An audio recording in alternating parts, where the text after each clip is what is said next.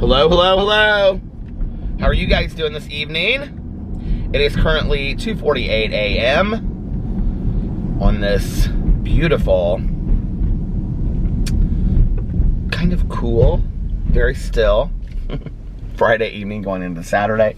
It is currently 58 degrees outside, and I'm going to be getting you guys home in about exactly 60 minutes. And yeah, we should pull into Indianapolis at approximately 3:48 a.m. I hope you guys have a nice flight, and I will see you when we land. How are you guys doing tonight? Let me open my Diet Coke. The flight attendant brought me. Look like we're on a flight here, see? Whenever I start my vlogs, it always reminds me of like the pilot who comes on the flight, you know?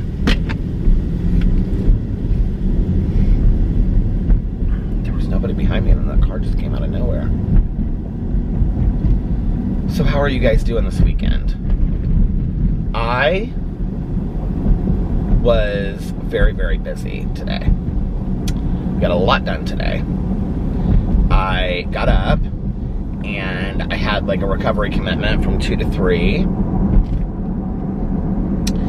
And then I got my hair cut. I got done with that a little bit early. And then I got my hair cut at 3:15. I know, it looks fantastic. I've been sleeping on it, so don't mind Darlene Jolene Joe over here kicking 50 and her cousin Stacy Lynn Jones. Darlene Jolene Joe. Oh no, Stacy Joe. She's kicking 55 over here. Double nickels. Anyway, got my hair cut. And then afterwards, I came home and I made 2 drama videos, only one of which I posted today. It got so late by the time that I actually got them posted that, oh no, I did something afterwards. What did I do between then when I got home? I ran to the post office. I listened to some of my audiobook.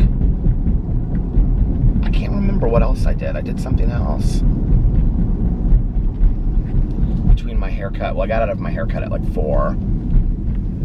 Anyway, it was getting really late for me to get my videos up.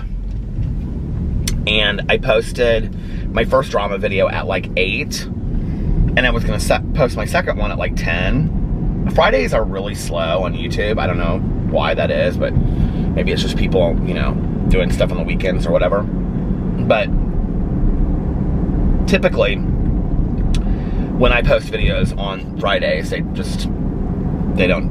move really slow. So at 10 o'clock, I looked at my first video, and it just, like, not a lot of people were watching it and stuff. Maybe it was because of what it was about, who knows. And so I was like, well, I'm just going to post my second video tomorrow and save it for tomorrow, because it's already 10 o'clock at night. And I also did a Peterisms video. And I also did a review of 4 BarkBoxes. I love that BarkBox dog subscription. I think they just have like, they put together the cutest themes and the toys. Tucker loves the toys. And I was kind of like going through it today to see if it's really worth it anymore, because it's expensive. And since Boo and Tucker can't really use a lot of the treats anymore, like, I'm like, am I, you know, still getting my money's worth or whatever? And, I mean, it's expensive, I think. I might do a couple more months, and then we'll see. I'm only really being able to use, like, one of the bags of treats that come in them, and then the toys. I don't know, the whole concept is kind of cute, and, you know, to unbox it on a video is kind of fun with the dogs. It's, you know, I just don't know that I think it's worth what I pay for it. I thought it was like $49.99, but I don't think it's that expensive, actually. I think it's cheaper than that. So, I don't know, I've got to figure out, because that's expensive for, you know, a dog subscription box when you're getting a couple toys and only one thing of treats that you can use. And I bag them up, and I usually give them, like, I have them sitting in the kitchen in a bag, and I usually give them to my neighbor. But I've given them so many treats at this point that, because I was doing Dapper Dog Box too, but I canceled that. I did actually cancel that one. I was talking to Melissa today, and I was asking her if her dog would use the treats. And she said, yeah, but she also, like, the organization that she works for, she said, we take any and all, like, dog, treats, bedding, whatever. And she said when we're doing outreach, because they go out into the community and talk to people, she said we bring treats with us, and that's what we use them for. So if you donate them, she was like, that's one of the things that, put this in the back there. She said that's one of the things that we can use the treats for. So I'm just going to give them to her. Oh, my Lord. And then I did a Peter Does Stuff video. I did an opening of all of the P.O. Box stuff that I had recently gotten from the P.O. Box. People are so nice to send, like, it just is unbelievable that you guys send me just the nicest stuff. It's really, really nice. It really means a lot to me. And so I was just, like, uploading all those videos and trying to get them uploaded. And Alex had this DJ that he was going to hear tonight that he had bought these when we were in Miami. This was actually who he wanted to go see in Miami. And it's Nicole and Dauber. I don't know what her name is. Anyway, he really wanted to see her in Miami, and she was at some club there. And interestingly enough, I think she was at the club that Jeffree Star had been at the previous weekend. But tickets were sold out, and Alex couldn't, like, get tickets for the club or whatever. So when we were, like, on the beach one day, he was like, oh my God, she's coming to Indianapolis, I just found out. So it was like, oh my God. So he went and bought tickets, and so they went and saw, he and two of his friends went tonight and saw her. She's like his favorite female DJ. Oh, like, not me. I love Nora En Pure. She's very chill and relaxing. And Nora En Pure is probably, like, my favorite DJ, period, of life.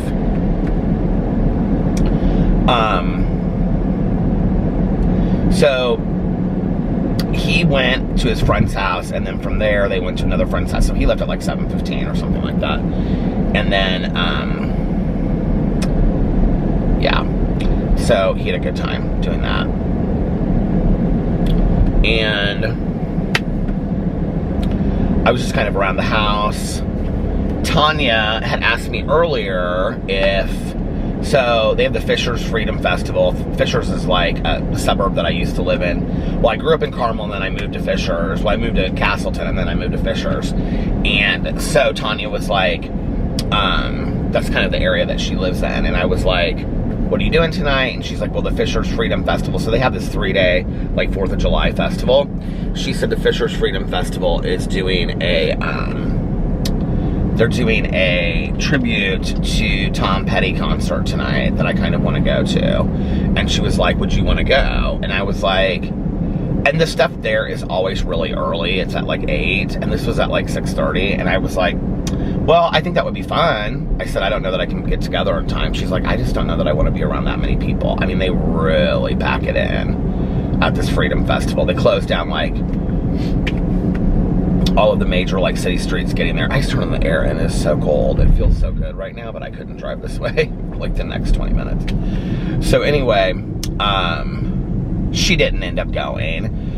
And actually, I called her later and I said, what did you do? And she was like, I have done nothing but sit here and try to read and relax. And she said, I said, what did your grandkids do tonight? And she said that we took them to go see Cruella. We dropped them off to go see Cruella. And she was like, I gave them too much money because they came home with, like, their stomachs are hurting. And her one granddaughter is like 18. And so the first 2 came a couple weeks ago, and then the other 2 came this time, and it's like her 18-year-old granddaughter, and then like her like 12-year-old granddaughter. And so they went to go see Cruella, and Tanya had taken the other two to go see it when they were here before. Tanya loved it. She said Cruella was fantastic. But anyway, she said they came home and their stomachs hurt. And I said, why did their stomachs hurt? And she goes, because I think I gave them too much money for treats. And I go, well, how much did you give them? And she said $40. And I said, $40 for treats or $40 for like movie tickets and treats? And she goes, no, $40 just for treats alone. She goes, well, I thought that they would buy like a hot dog or nachos or something, which is so funny because every time Tanya and I go to the movie theater, she always gets like a hot dog and nachos. She gets like food. And I'm always like, it just cracks me up. I don't know why it cracks me up, but it just does. It so reminds me of my mom. My mom would have done the same thing.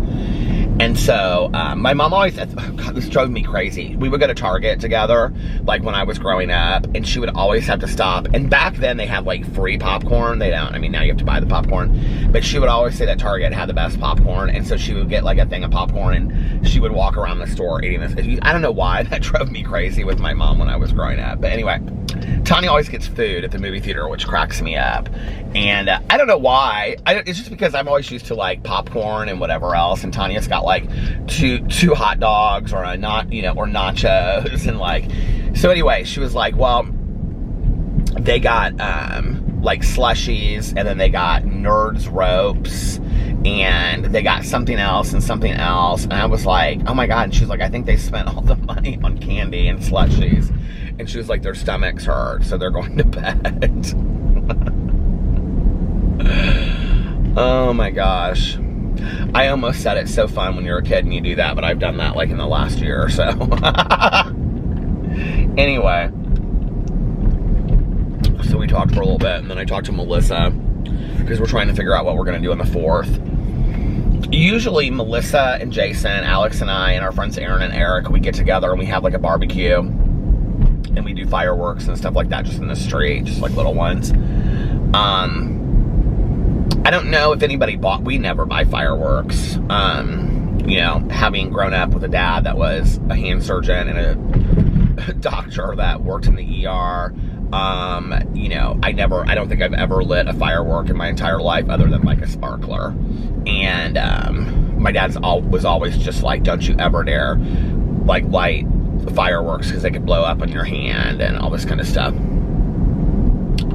So last year, I can't remember what we did. We ended up at the end of the night at Melissa and Jason. Did we not have a cookout with them? I feel like maybe Aaron and Eric were out of town last year. I can't remember. Or maybe because of COVID, we didn't do anything. We just sat in the driveway. I don't really remember what we did last year for 4th of July. But if it wasn't last year, then it was the year before. I remember we just sat at the end of Melissa and Jason's driveway, and Jason shot off fireworks. And then like the year before that, we went to Aaron and Eric's, and they had a barbecue for all of us and the kids. Well, for their kids. And then they did fireworks in the street.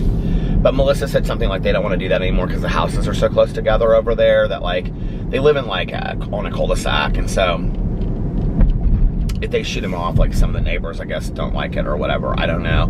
My neighbors, not my neighbors, like in my condo neighborhood, but in the neighborhood outside of it, which is like a lot of families and kids, they were shooting off fireworks tonight like nobody's business. And there's like a time limit on it. Like you can't do it at 2 o'clock in the morning. Like you have to do it up to like 10 o'clock or 10 p.m. or something, 11 p.m. There's some like time limit on it, or like curfew. Boo Radley and Tucker, they do not like the sounds of the fireworks. Like it scares them, especially Boo Radley.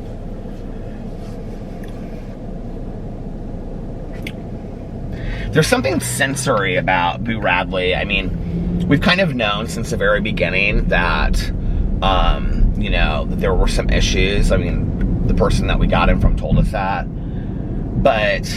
And that Tucker always kind of looks over Boo Radley, and he had from the very beginning. But there's sensory issues with Boo Radley, and it's gotten worse over time. With the groomer that would groom him, like she could use the trimmers like all over his body, but as soon as it got to his head, he like freaks out. He like can't handle it. And the other thing that's weird is so like, I always keep my phone on silent, but like if a text comes through, on my like computer, if I have my volume turned up, you know, it's like bling, it makes that noise. Boo Radley cannot stand that. He hates that noise. Like, and he runs to my side. He's like shaking, like, pick me up. And he doesn't like fireworks, and he doesn't, just like real like tingy, high, scary noises, like thunder. He can't handle thunder. But it's a lot of different things. Like thunder and like I think thunder and like the fireworks are different than the sensory kind of stuff that I think like it hurts his head. I don't know. He's always been like that though. They were so sweet tonight. I laid down. So anyway, I ended up going and get Taco Bell. And then while I was eating Taco Bell, because last night when I got home, I watched, why, I don't know. I don't even know like how people always ask me, they're like, what do you watch on YouTube? And I'm like, old stuff, like old TV, old talk shows that they've reposted, like, you know, from like, just the most random stuff. So last night I was watching, I've watched it like so many times before, but actually this one I hadn't seen in a long time. And it was like the Club Kids, the original first time that they were on Geraldo. And it was like Michael Alig, and it was like this Rudolph guy that was like a club owner, Suzanne Barsh, who she's like still like into the club scene today, because I follow her on Instagram. And RuPaul was on there, who Geraldo kept on calling RuPaul.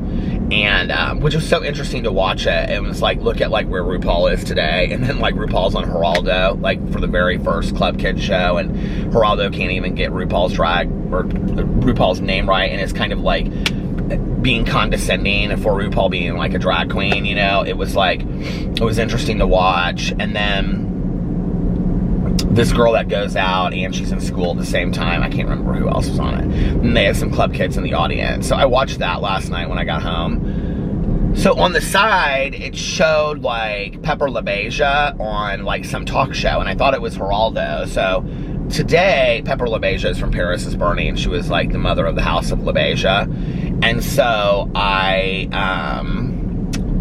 and the movie Paris is Burning is what kind of like inspired the TV show Pose with Ryan Murphy. It's all about the ballroom scene and stuff like that. So tonight when I was eating Taco Bell, I had my iPad out, and so I put on YouTube, I put Paris is Burning Geraldo. And actually, it didn't pull up anything on Geraldo, but Joan Rivers had done a whole show in it, and I had seen it before because it had Dorian Corey on it, and Pepper LaBeija, Jenny Livingston, who directed Paris is Burning, and who else was on it? Willie Ninja. I feel like there was one other person on there. Anyway, it was interesting. It's interesting the way that people thought certain things to say were okay, you know, in 30 years ago. The way that, like, Joan Rivers is kind of like talking to Dorian Corey. If you don't know who Dorian Corey is like one of the main, like, stars of Paris is Burning. And she's the one who they found a body in her closet after the show was closed down, because she passed away soon after that. And I mean, she lives as a woman, even though on the show she says that she didn't, like, Joan Rivers asks her and says, like, she doesn't say it in this way, but she says, like, you know, do you identify as trans, basically?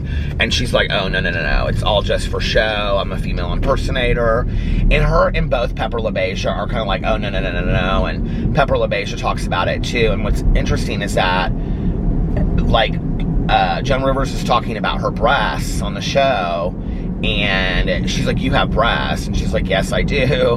And she's like, they're hairy though, or something like that. It just was so insulting. And like, even, okay, like, whatever, like, but I don't, even though we still, like, maybe didn't know the language and the words to use 30 years ago, which I mean, I lived in that time period. I don't remember people just being so blunt and rude and direct. I mean, yeah, maybe some, like, buddy on the street, right?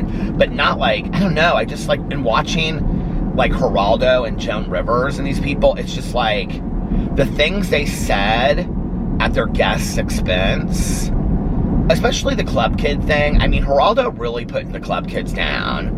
You know, he, like, really, like, to their face just would say they looked like idiots and they were fools and all this kind of, I mean, he didn't say those words. Well, he kind of did, actually. A couple times he'd be like, well, why would you dress, like, so ridiculously or something like that, you know? And he just always has this look on his face, this scowl, like he thinks they're all just a bunch of idiots, even though that's probably one of the biggest shows he's ever had on his show, you know, and where's Geraldo today? And where's RuPaul, right? Like, and it was interesting because there was this one guy on the show, and he was on that show, but he's never been on any of the other shows.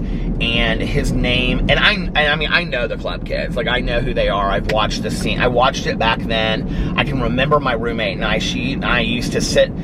There was like a whole scene about this in the movie Party Monster, but not about us, obviously. But she and I would, like, sit at home and we would sit there and watch these talk shows with the club kids, and we wanted to go to New York City and be just like them. We were, like, ready to go to New York City and be club kids. And that actually happens in this. Is like kids come to New York City to become club kids.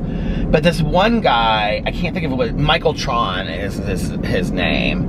And, you know, like, it's funny because they talk a lot about, like, these people aren't going to go on to do anything with their lives, you know, and, which, I mean, Michael Ehrlich killed somebody, so, and his roommate Freeze, which that was kind of the end of that whole generation, or that whole era of the club kids. And Michael Ehrlich just passed away on Christmas Eve.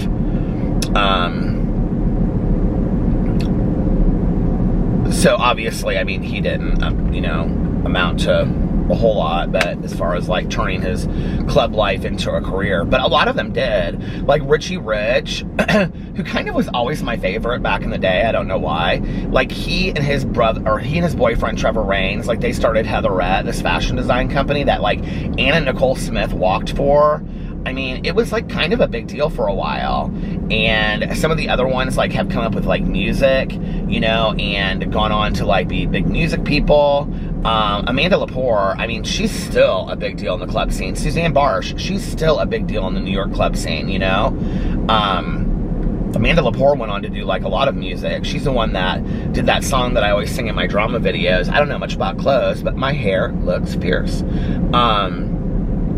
So anyway, this guy, like, I didn't remember, because this was, like, the very first one of these kind of shows that I had ever, like, I'm sure I've seen it, but I didn't remember seeing it. I always watch the ones that have, like, James St. James, which he's done quite well for himself as well. I mean, he has his own show on World of Wonder on YouTube, and, you know, he wrote several books, and, so anyway, the ones I usually watch are the more outrageous ones like that. I'm gonna turn this air conditioning off.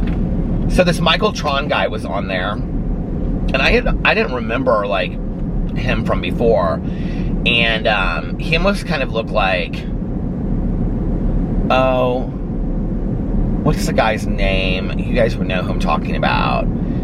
Max Headroom, is that his name? From, like, the 80s, you guys know what I'm talking about?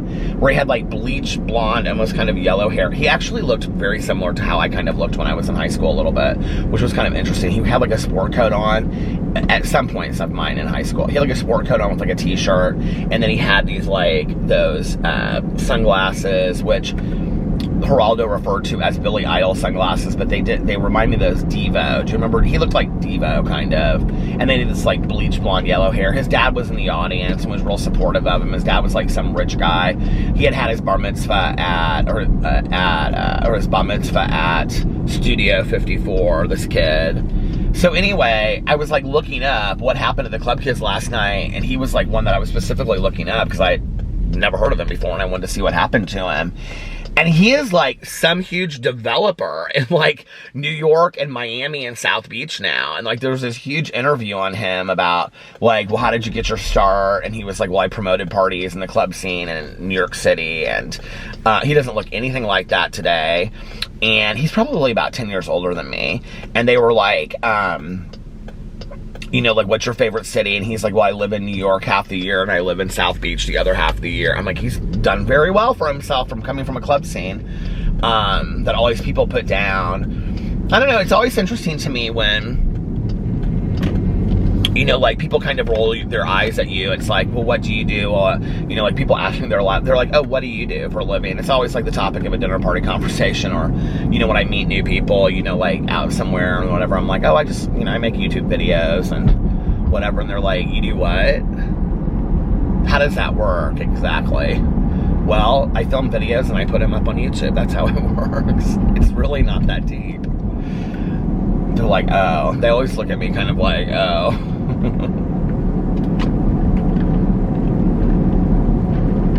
What's so funny is, Alex would get so mad back in the day, like when we first started dating, if we would like go to some, I just hate that question, like, what do you do?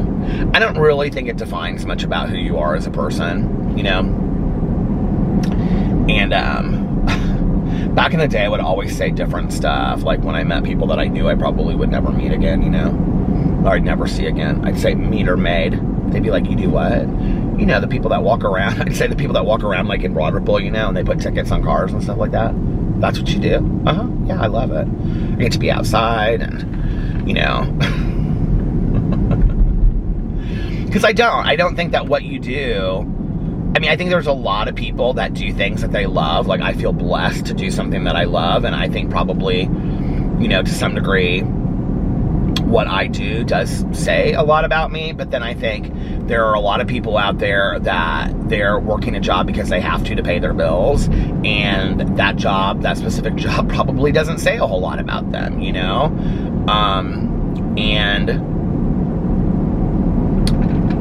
I don't know, I think it was interesting. I had a friend of mine that like went to Europe for a long period of time, and I remember we were talking one time, and he said, you know, people don't ask, like, when you're in Europe, they don't ask you, like, what do you do? He goes, it's almost kind of a degrading question.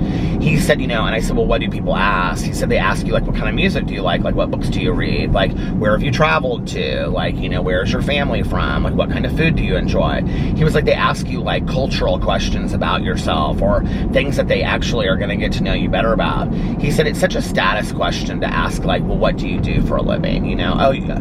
And then it's like, even here in town, like, because I've witnessed a lot of this, it's like, oh, you know, I'm a doctor. Oh, you are? Where are you a doctor? Then it's not good enough that you are a doctor. Then it's, where are you a doctor? Oh, you're an attorney. Where are you an attorney at? You know, then it just even goes up higher and higher and higher. It's like, oh, you're in marketing. What firm do you work for? You know, it's all of that. Just such phony BS to me.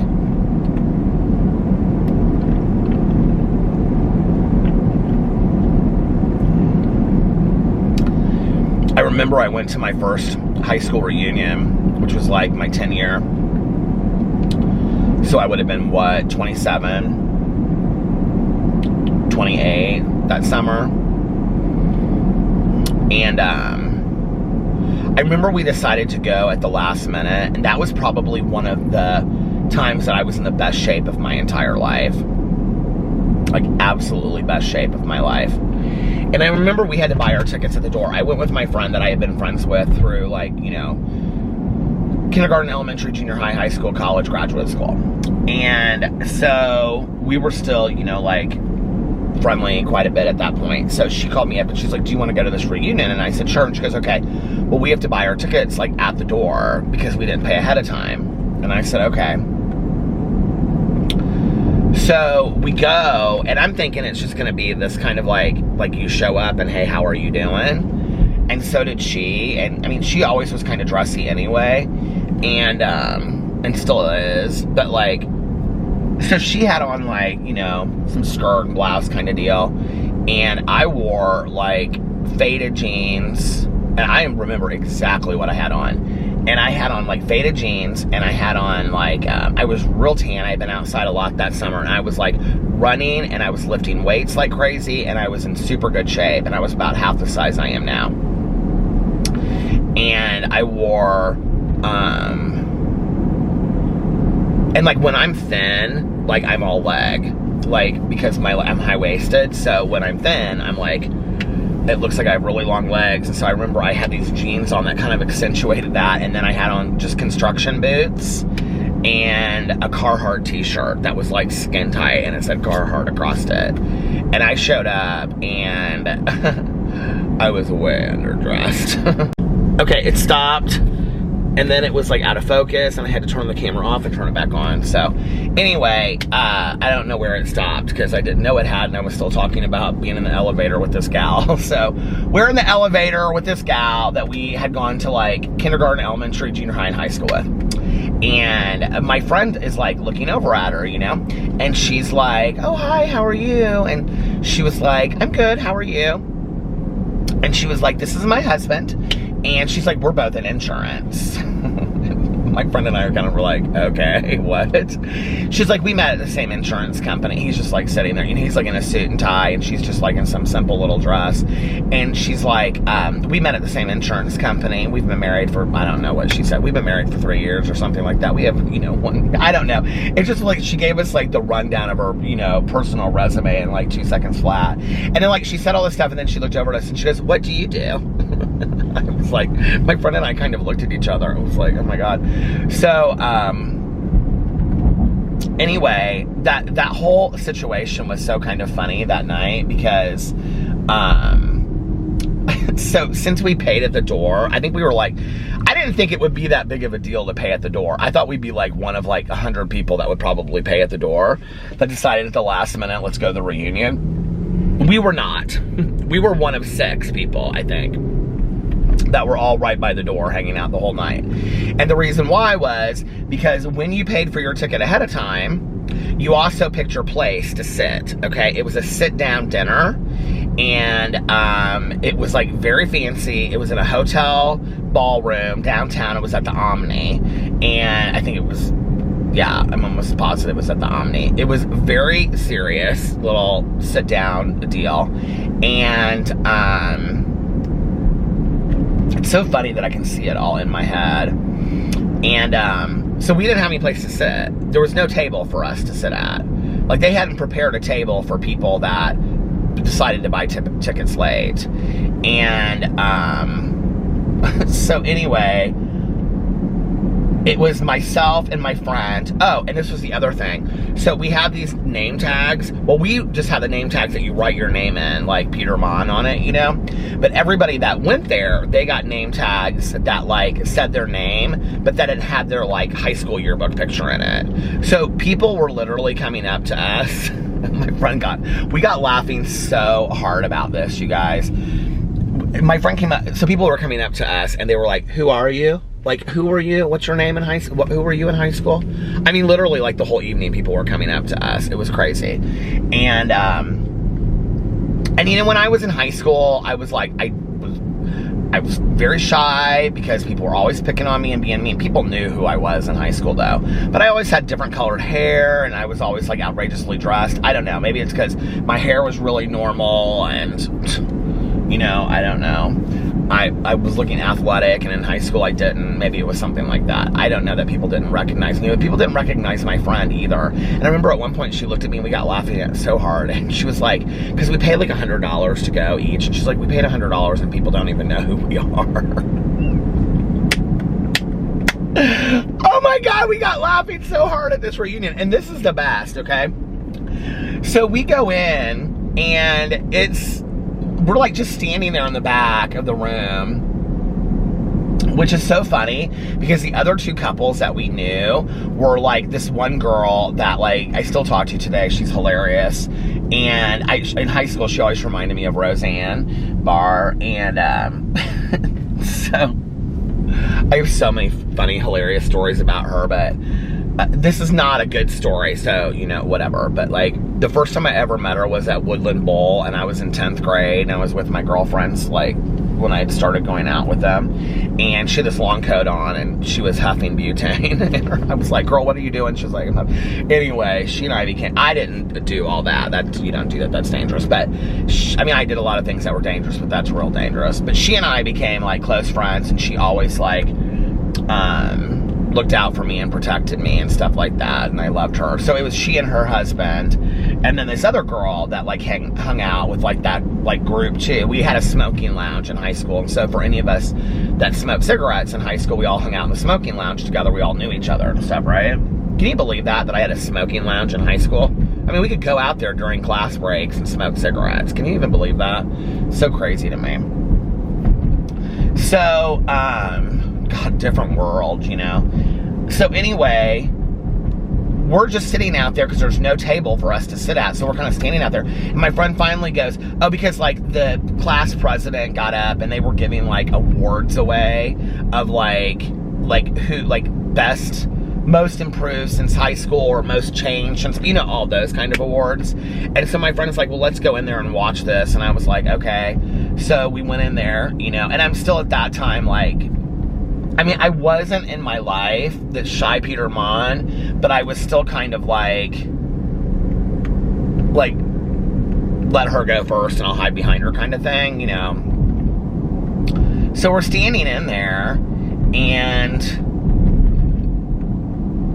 it's like all of these jocks that I hated in high school that made fun of me and made my life a living hell. And they're like flashing these pictures up on the screen somewhere and giving each other awards that like they completely isolated like the entire school out of. It was just like their group who had gone to each other's like weddings and stuff like that. And so they were like telling all these jokes. My friend looked at me and she goes, let's go. And I was like, okay. I mean, we paid $100. So we ended up going to, I remember we went to Applebee's and we were sitting in this booth, this Applebee's in Broad Ripple that has since closed down, which is actually where my cousin and her husband met, because she was a bartender and he was a general manager. So anyway, he was a manager of like 3 Applebee's at that time. So we go to this Applebee's and we're sitting there because we didn't end up getting our dinner for $100. We didn't get anything to eat. And so what we did get though were these books, okay? And the books said like it would say like Peter Monn, and then it would have like my picture from high school, and then it would have like a current picture if I had submitted one. And so, and then like, and next to it, it would say like where I went to school, where I was working, like if I was single or if I was married, and like, you know, like any other information, things I was interested in, you know, hobbies, things like that, right? And so, for example, mine said Peter Monn, and it had my high school picture, and that was it. No information next to it. So my friend and I, she and I literally, like, I can't even remember what we ordered for food, but we went through this entire book, like person by person, and just like, we were like reading up, we wanted to know every person that happened to in high school. And I remember at one point, she just took the book and she just like threw it. She's like, $100. She was like, $100 I paid for this book. And she's like, I didn't even have to go to the reunion. I could have just got $100 paid for this book. She was so pissed about it. So needless to say, she did not go to the 20-year reunion, which is the one that I went to with Alex. And that one was a totally different experience. And people were so laid back and they didn't have anything to prove. And, you know, there were a couple people that did come up to me that were very phony, BSy. And they were like, so what do you do? I'm an orthopedic surgeon and I specialize in la la la la la. What do you do? I hate that when people are like that. I'm like, blow it out your ASS. Nobody cares about your high achievements and straight A's, okay? Especially not here. Give it to your mom and she can put it on the front of the refrigerator. Oh, man. I mean, why would I sit there and care? It was always like, and the people that came up to me that would want to say that to me were people that I never really liked in high school anyway, you know? And then they'd be like, so what do you do? I'm like, well... you know, and then there'd be like, but anyway, but that wasn't like, the 20-year reunion was so different. People were like so laid back, and see, people were so cool, and that was when like everybody apologized to me and said like, you know, I mean, people knew who I was then. That was actually one of the other times in my life that I looked the best in my life. You know, incidentally, it's funny that I looked the best during the times that my reunion has come around. Now, I was supposed to have my 30-year reunion last summer, but because of COVID, it got canceled. And so then they were going to have it this summer, and they didn't. So I think they're trying to have it maybe next summer or something. I don't know. I haven't heard anything about it. I am in a group with all the people that I went to high school with. And the guy that runs it, who is actually like, he was always nice to me in elementary school, but I mean, I knew him in college, and junior high and high school. Actually, this is interesting. At the reunion, Alex and I sat and talked to he and his wife for a long time. So he runs like the Facebook group for our class. He's real nice, but he could like tell you everything that's ever happened at our high school since we graduated. He always is posting stuff in our Facebook group about like our high school, like winning state championships for this and that. And I'm like, who cares? It's been 30 years. But anyway. So, but he puts up all these birthday things. And just the other day, he put up, on there, he put happy birthday, for my birthday, he was like, happy birthday, Peter, Monn. He put like a whole special thing on there. He does it every day for whoever's birthday it is. And it was so funny because all these people on there were like, oh my God, Peter, happy birthday, it's so good, happy birthday. And I was like, this is so strange. These were like people that, some of them were from people that I was friendly with in high school, but other people, it was like, I never spoke to them in high school, never once. And they were like, oh, Peter, happy birthday. I was like, you were so rude to me in high school, but it's been 30 years, and if you want to wish me happy birthday, that's fine. So anyway, I've kind of like let that go a lot, you know. It was like, I remember I had taken this friend of mine with me to the 30-year reunion, and she still was, I love her dearly, but she was so bitter. And I remember when people were like apologizing to me, she started getting really upset.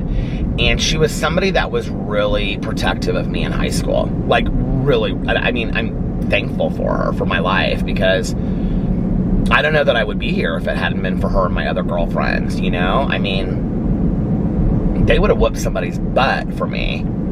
And, I mean, they went up against some big guys and got in their faces and told them to leave me alone and stuff, you know? So then flash forward 20 years, we're at the reunion, and it's Alex and she and myself, and all these people are coming up to me and apologizing for how they treated me in high school. And, you know, I wasn't expecting it. I honestly wasn't. I really kind of, to be honest with you, at that point in my life, I looked great, and I was so happy, you know, in my life, and everything was going great, that I really kind of wanted a Romeo and Michelle high school reunion moment. Like, I really wanted that. I kind of wanted to show everybody you didn't beat me, you know? And when I got there, what I realized was it wasn't important. It didn't matter. Like, I never needed that, you know? Because the payoff was that I had such a fantastic life. And I had long ago, and what I realized at that reunion that I didn't realize before I walked into that reunion was, I had let that stuff go long before that. I had let it go in early sobriety when I started talking about that stuff. I had long ago let that stuff go. You know, it really wasn't eating my lunch anymore. And so everybody's apologizing to me. I mean, literally, it was pretty overwhelming. It was an incredible moment in my life, you know? People were coming up to me, people that I don't even remember being mean to me, were coming up to me and saying, hey, like, it was almost kind of like one or two people did it, and it was like, did everybody else overhear it? Because it was kind of overwhelming. I mean, people would come up to me, some of the guys came up to me and were very specific and said, you know, like, hey, when I was in high school, like, you know, I know that I always did this to you, or I was always cruel to you, and I'm really sorry. Like, you know, now that I have kids, I would never wish that on them. And, you know, and life changes people. It just was this really cleansing moment for me. Now, I will tell you, there's been a couple people, actually, I have two, when I say my biggest bully, I have two of my biggest bullies. I have the guy that I have completely made up with, that he was such a jokester, court jester in high school, that he was kind of the ringleader of all of it. But his job was always just to, like, make fun of me. And, like, I never knew what he was going to do next, you know? The other guy was scary and threatening. And I've never received an apology from him. I've never received acknowledgement from him. And I think there's probably Well,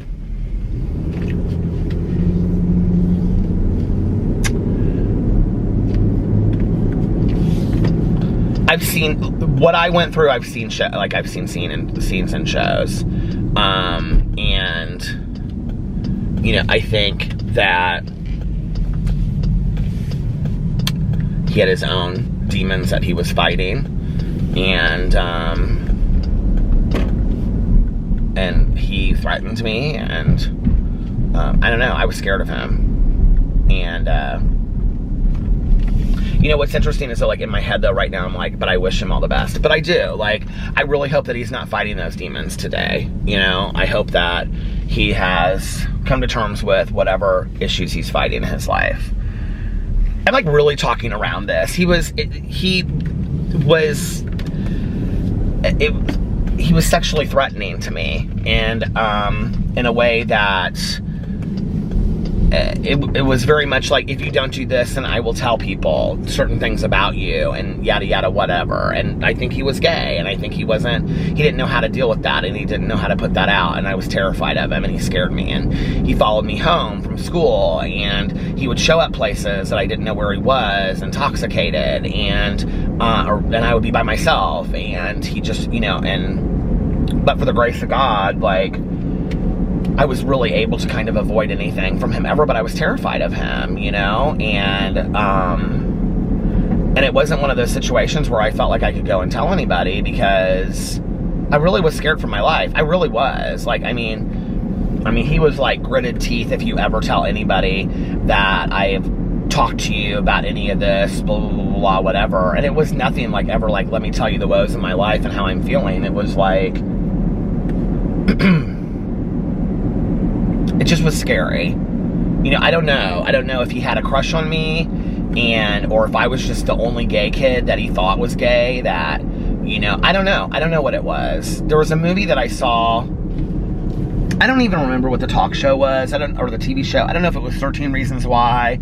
I can't remember what it was now. Now, I do know that one thing happens to that one kid with the guns at the end, where he's like, that. It wasn't like that. It was always just ever him, but... It was terrifying, and I've never gotten any kind of acknowledgement or, apology about that. I've processed that in inventory, and I wish him the best. I've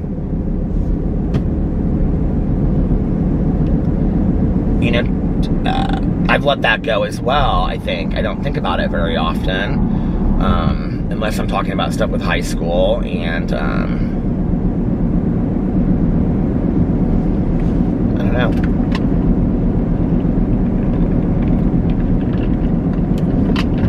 It's been 30 years. It's crazy when I think about that. It's like, so when I got my hair cut today, my hair salon is close to where I went to high school.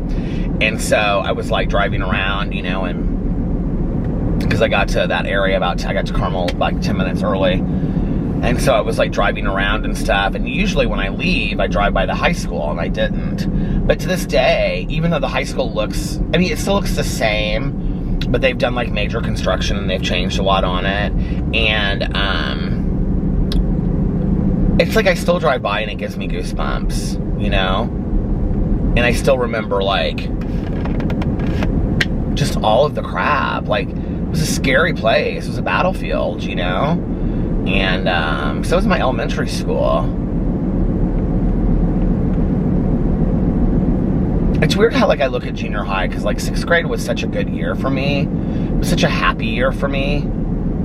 I think in some ways I believed that like 6th grade was like, I don't know, like I had great teachers that really cared about me, and and I felt protected by, and I had my 2 good girlfriends, and people in classes liked me, and it was like all of the elementary schools coming together. And so it was like they had kind of forgotten to pick on me for a while, because everybody was like hanging out and get to know each other, And I think to some degree, I really thought like,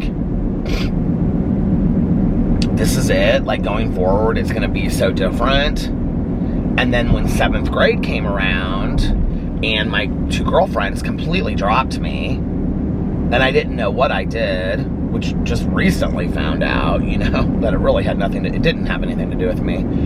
And so 7th grade, I had no friends, period. And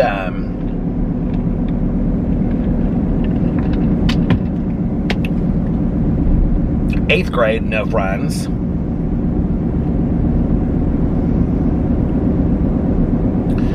I mean, I had a few people that, like, I would talk to here and there, but, like, no consistent friends. And it wasn't until the 2nd semester of 9th grade, and I was really thinking about this the other day, and I really think it was, like, you know, like the last month of 9th grade, when I started sitting at, is it out of focus? I can't tell. When I started sitting at the lunch table with these girls that ended up becoming my friends in high school, but they were so rude to me at first. They were so mean, and I mean, they made fun of me right to my face, and I just kind of took it because I didn't know where else to sit. And I mean, in retrospect, that's just kind of how they are. Like these 2 girls that I was friends with that were twins, I mean, they were constantly pulling pranks and making fun of people. You know, you just had to be on the inside circle for it not to be you. And it was kind of an initiation a little bit, I think, that I kind of went through. And because they would make fun of me, and then my other friend that I knew since kindergarten, she'd be like, leave them alone. And so then they would. And but I really think that was just like the last month.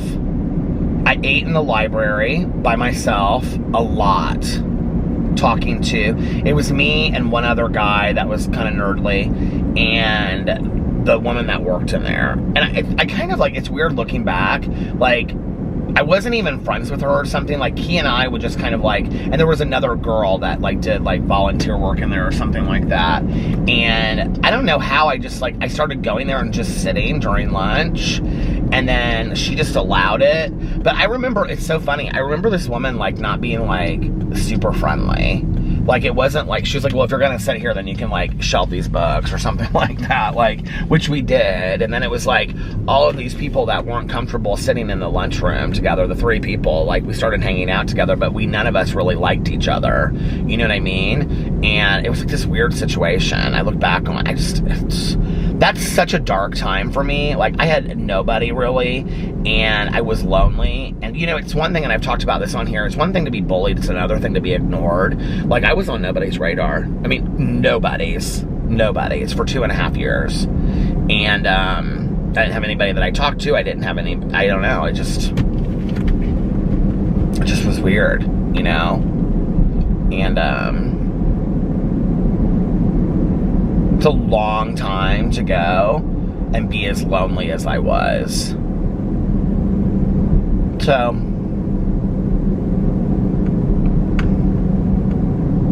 I think it's interesting, you know, like, when we judge, like, our kids' friends and stuff like that. Like, you know, my mom in high school, she'd always, like, I mean, I knew who my mom wanted me to be friends with in high school. My mom wanted me, even though she was a rebel when she was in high school, she wanted me to be friends with, you know, all of the popular kids. I mean, she did, whether she would admit to it or not. I know that she did, you know, and she would say things to me like, you know, you grew up in this whole school district, and it's like, you've gone to school with these kids since kindergarten, and, like, but you don't go to any of the parties, and you don't go to any of the games or the dances, and you're not friends with any of these kids. And she didn't get it. But I also was not giving her all the information. I wasn't bringing home that these kids were being ruthless to me and bullying me on a regular basis, you know, that they were just being so cruel to me. And so she didn't have that piece, right? But she didn't get it. And although my mom liked my friends in high school, like, she thought they were real edgy and different, she thought they were cool and bohemian and whatever, like, the things that she loved about my friends are things that my mom would have quickly been upset or judged me for. Like the different colored hair and the shaved hair on the side and the dressing real different. Like, she loved it in my friends. She'd be like, oh my God, your friends are such individuals and they're so cool and whatever. And because my mom always was very different, and she, you know, danced to the beat of her own drum, and she related to people that were just very colorful and different, and, you know, and live their own truth kind of thing. So she thought that was cool. But when it came to me, she was very restrictive of that. And she wasn't like, no, you can't go out. I mean, it wasn't like Carrie, like they're all going to laugh at you kind of thing. But she just would be like, you know, like when I colored my hair like pitch black one time, she was like, you're not leaving the house like that, are you? Like, you know, she was always just kind of very, she would say she was concerned because she didn't want me made fun of, and I was like, I'm so being made fun of anyway, and she doesn't have any idea, right? But what's interesting is that my mom would always be like, well, I don't understand why these are your friends. Like, I don't understand why you're not hanging out with so-and-so. Or she would bring up kids that, like, I had gone to elementary school with. Like, I could tell you guys right now the names, okay? Because she said it to me, like, year after year after year. Well, why don't you ever talk to, like, you know, I saw so-and-so's mom at the grocery store, and, you know, she asked such nice things about you. And, like, you know, like, why don't you hang out with him? Oh, really, Mom? Him? Oh, the battery's going to die. Hold on a second. I pulled right in here at the right time. Hold on. Okay, I'm back. So anyway, my mom would be like, you know, like, oh, so-and-so, why aren't you friends with him, you know? Or Judy Smith, why aren't you friends with Judy Smith? But it was always the boys. And I'd be like, really, Mom? And I'd just be like, you know, he plays football and golf and has had a girlfriend for 6 years, and I don't. So, you know, and this was the thing. It's like, I think we're quick to want to judge, like, our kids' friends and stuff like that. But the reality was that even though my friends looked rough around the edges, and I did too, you know, and, like, I tell people this a lot, like, you know, I was the friend that, you know, you didn't want your kids around. I was a troublemaker. I was a partier. I was a drinker. I would use drugs and whatever. I mean, I was the kid that you didn't want your kids around. And my mom always thought it was all of my friends, and that just wasn't the case. And, you know, it's like, I look back on that, and it's like, for as judgmental as she was towards my friends, even though she was very accepting of them being different, she always wanted me to have different friends. And I'm like, you do realize that everybody else in high school is being so cruel to me, and this small set of girls has invited me in, has loved me, have accepted me, have protected me. And if it wasn't for them, I wouldn't have anybody, you know? But she didn't see that. She didn't get that. She couldn't see that, you know?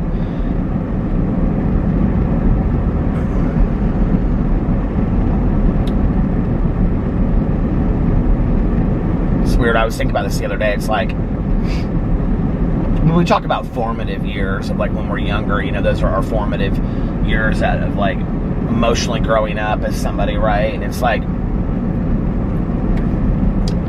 I think about all the times that, like, all the things that happened to me from kindergarten all the way through senior year. What is that? 13 years, you know? Because you're first through 12, and then your kindergarten, so it's 13 years. I think about all the things that happened, you know?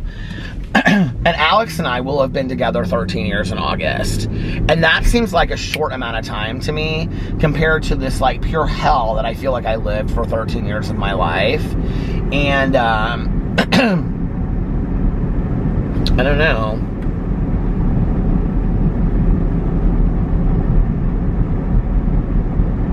It's crazy when I look at my life. Like, I look at my life as, like, so, part one is those 13 years, and then, like, and before, when I was born and whatever. Part two is, like, my partying years from, like, 18 to 22 and a half before I got sober.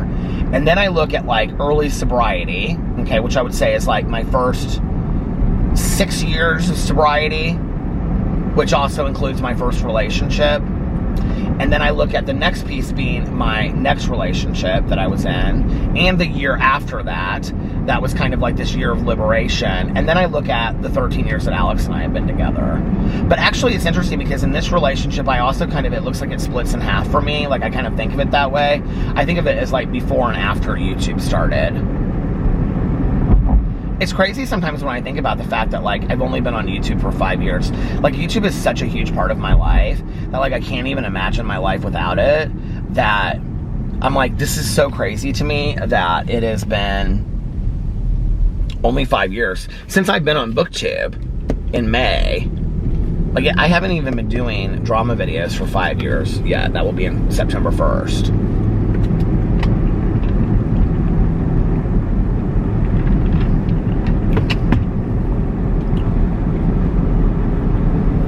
Oh, man. Did I tell you Tanya's reading the same book that I am? And she was like, tonight, I said, please tell me it gets a little bit better. And she goes, no, not really. She goes, I'm bored of it. And so many people told me that they read it and they really liked Mexican Gothic. I'm having such a hard time getting into it. I still have not taken my picture yet for Peter's Book Club, for my pictures to post on Instagram of my 2 books for July. I've got to do that tomorrow or Sunday. I already posted my YouTube video announcing it, but I haven't posted it on my Instagram yet, so I need to do that.